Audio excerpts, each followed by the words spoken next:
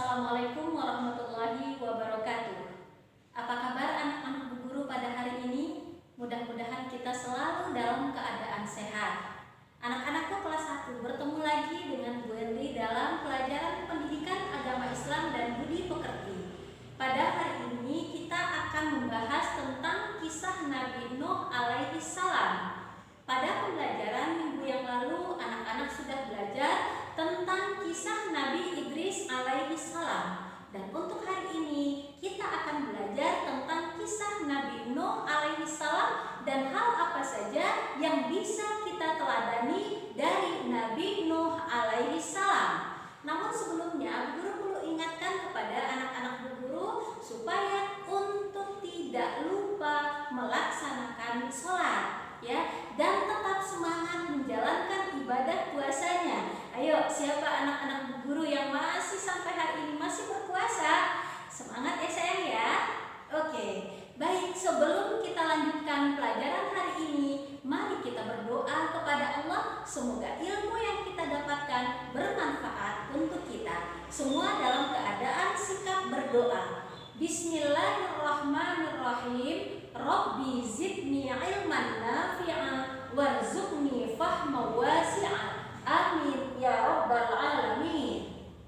Anak-anak, untuk pelajaran kisah Nabi Nuh alaihi salam, silakan kalian saksikan video berikut ini. Jangan lupa anak-anakku perhatikan apa saja yang bisa kita teladani dari Nabi Nuh alaihi salam sehingga kalian bisa mengamalkan dalam kehidupan sehari-hari. Bagaimana kisahnya? Kita saksikan video berikut ini.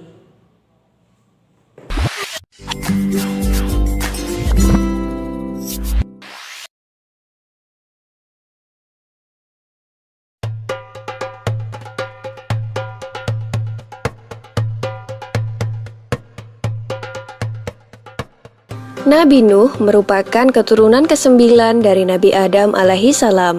Pada masa itu, setiap manusia memiliki usia yang panjang. Nabi Nuh diangkat oleh Allah menjadi nabi dan rasul pada usia 480 tahun. Sepanjang usianya tersebut, Nabi Nuh terus berdakwah dan mengajak kaumnya tanpa kenal lelah. Meskipun Nabi Nuh telah berdakwah dalam jangka waktu yang lama, namun hanya dari kalangan orang-orang miskin yang mau mendengarkan beliau. Hal ini mengakibatkan kaum Nabi Nuh yang merupakan orang terpandang dan kaya raya tidak mau mengikuti ajaran Nabi Nuh karena mereka tidak sudi berdekatan dengan orang-orang rendahan. Mereka menganggap bahwa derajat mereka lebih tinggi daripada Nabi Nuh dan para pengikutnya. Bagi kaum yang durhaka itu, Nabi Nuh merupakan manusia biasa yang tidak mempunyai kelebihan apapun. Alasan itulah yang mereka gunakan untuk tidak menaati ajaran yang dibawa Nabi Nuh. Para pemimpin kaum yang kafir itu kemudian berkata bahwa mereka akan mengikuti ajaran Nabi Nuh jika pengikutnya yang terdiri dari orang-orang miskin itu diusir terlebih dahulu. Tentu saja Nabi Nuh menolak permintaan mereka. Penolakan itu membuat para pemimpin kaum yang kafir merasa kesal, kemudian mereka menantang Nabi Nuh. Jika memang kedurhakaan mereka kepada Allah akan mendatangkan azab yang besar, maka mereka meminta Nabi Nuh untuk segera mendatangkan azab yang besar tersebut. Begitulah sikap kaum Nabi Nuh yang sombong dan angkuh. Mereka menentang Nabi Nuh dan mereka juga menentang murka Allah. Mereka kemudian bergegas meninggalkan Nabi Nuh. Sebagian dari mereka bahkan berteriak dan mengejek Nabi Nuh sebagai orang gila yang tidak tahu diri. Dengan demikian, kaum Nabi Nuh yang durhaka itu tetap melakukan penyembahan terhadap berhala dan tidak memperdulikan ajakan Nabi Nuh untuk bertaubat. Mereka menyembah patung-patung yang mereka anggap sebagai Tuhan karena sesuai dengan ajaran leluhur mereka sejak dahulu.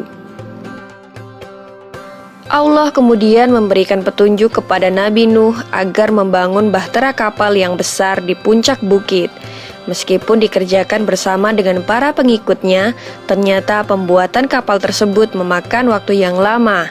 Nabi Nuh harus diuji kesabarannya menghadapi kaumnya yang memandang pekerjaannya itu sebagai pekerjaan orang gila.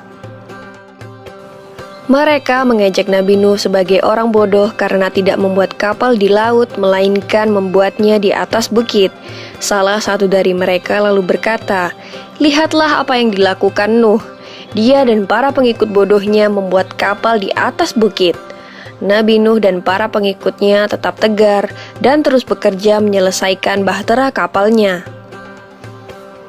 Tidak hanya orang-orang sekitarnya, bahkan anggota keluarga Nabi Nuh sendiri ikut meremehkan ajakannya untuk membantu membuat kapal. Istri Nabi Nuh dan seorang anak laki-lakinya yang bernama Kan'an terpengaruh keadaan dan menjadi durhaka kepada Allah dan Nabi Nuh. Dengan bimbingan Allah, Nabi Nuh dan para pengikutnya telah menyelesaikan pembuatan bahtera kapal tersebut. Allah kemudian memerintahkan Nabi Nuh untuk bersiap-siap karena bumi telah diperintahkan untuk memancarkan air dari dalam perutnya dan langit mulai hujan lebat. Nabi Nuh kemudian mengisi bahtera kapalnya dengan para binatang dan burung-burung terlebih dahulu. Berbagai macam jenis hewan mendatangi bahtera kapal Nabi Nuh secara berpasangan jantan dan betina. Tiada seekor jenis hewan pun yang terlewat, karena Nabi Nuh menunggu para hewan masuk dengan sabar. Bahtera yang besar itu ternyata dapat menampung segala jenis hewan yang telah masuk ke dalamnya. Dalam sekejap, banjir bandang melanda seluruh bumi yang mengakibatkan seluruh daratan mulai menghilang.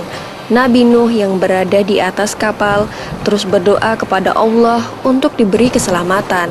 Tak lama kemudian, beliau melihat putranya, Kan'an, yang berenang menyelamatkan diri. Nabi Nuh merasa tidak tega dan berusaha menyelamatkan putranya itu. Namun Kan'an ternyata masih keras kepala. Ia malah berenang menuju daratan yang tersisa karena berpikir mungkin ia akan lebih aman di sana. Namun Allah berkehendak lain. Ombak besar datang ke arah Kan'an. Ia pun akhirnya tenggelam tergulung ombak. Tak lama setelah seluruh kaum Nabi Nuh yang durhaka tenggelam, banjir berangsur surut. Nabi Nuh bersama para pengikutnya dan hewan-hewan yang berada di dalam kapal mulai keluar perlahan-lahan dan mulai membangun tempat tinggal mereka yang baru. Demikianlah kisah Nabi Nuh alaihissalam dalam membuat bahtera kapal raksasa. Semoga kisah ini bermanfaat bagi kita semua. Amin ya robbal alamin.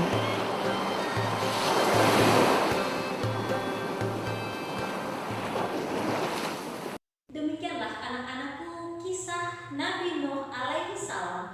Mudah-mudahan dari video pembelajaran tadi anak-anak Bu Guru bisa mengambil hikmah, mengambil ilmu dari kisah Nabi Nuh alaihissalam untuk kebaikan kita di masa yang akan datang. Demikianlah, mari kita tutup bersama pelajaran kita